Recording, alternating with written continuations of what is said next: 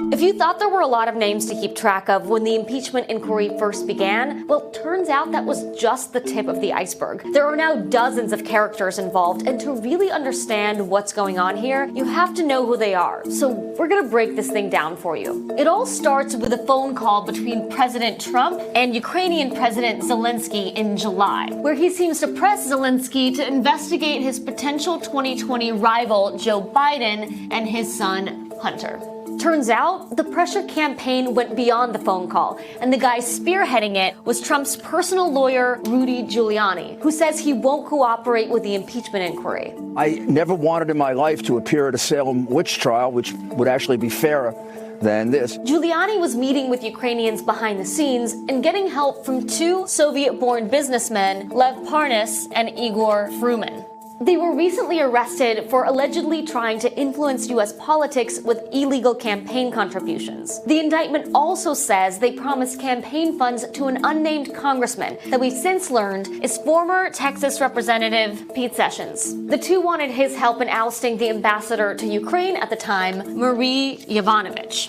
Yovanovitch was in fact removed earlier this year. She recently testified on the Hill. A career diplomat, she said President Trump personally pressured the State Department for her ouster, despite a department official telling her she had done nothing wrong. And Yovanovitch was vouched for by another witness this week, former Russia and Europe analyst Fiona Hill. She also reportedly told Congress that her boss at the time, former National Security Advisor John Bolton, was so disturbed by efforts to get the Ukrainians to investigate Trump's political opponents that he called the whole thing a drug deal. He also apparently called Giuliani a hand grenade who was going to blow everybody up. And despite having no official government role, Giuliani corresponded with former Ukraine envoy Kurt Volker. He has since resigned and turned over text messages to Congress that seem to support the idea that Trump and Giuliani were pressuring Ukraine. Ahead of Trump's call with Zelensky, Volker texted, "Had breakfast with Rudy this morning. Most important is for Zelensky to say that he will help investigation and address any specific personnel issues, if there are any." He was exchanging these texts with EU Ambassador Gordon Sondland, whose involvement struck people as odd because Ukraine is not in the EU. Sondland also spoke to Congress in a closed-door session. He alleged that Trump directed him and other diplomats to work with Giuliani on Ukraine policy. Why was it important for you to show up here today? It's always important to show up when Congress calls. Sondland was also exchanging texts with acting ambassador to Ukraine, Bill Taylor, about a central issue in this whole thing. The allegation that the White House was holding back $400 million in military aid to Ukraine as part of this pressure campaign. In the revealed messages, Taylor tells Sondland, "I think it's crazy to withhold security assistance for help with a political campaign." Taylor is expected to testify, and he'll be a big one to watch.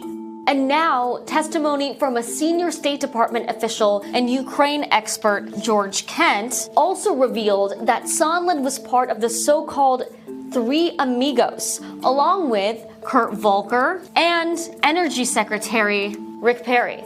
And there are now reports that Perry told the president he'll be stepping down from his position soon. George Kent also testified that acting chief of staff Mick Mulvaney tapped the Three Amigos to oversee Ukraine policy. Mulvaney held a press conference on Thursday where he acknowledged that the White House did hold up Ukraine aid, but he also admitted that the aid was partly held up until Ukraine agreed to investigate a baseless conspiracy theory about the 2016 election. To be clear, what you just described is a quid pro quo. It is funding will not flow unless the investigation into the Democratic server happened as well.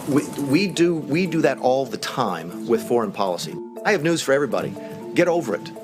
There's going to be political influence in foreign policy. Mulvaney has since walked back those comments. The House subpoenaed him, but he hasn't turned over any documents. But this thing is far from over. Nancy Pelosi and House Democrats are issuing subpoenas and calling witnesses at a rapid pace. Or, as the president puts it, Paul Ryan would never issue a subpoena. Nancy Pelosi hands them out like cookies. We'll be keeping up with all of it for you.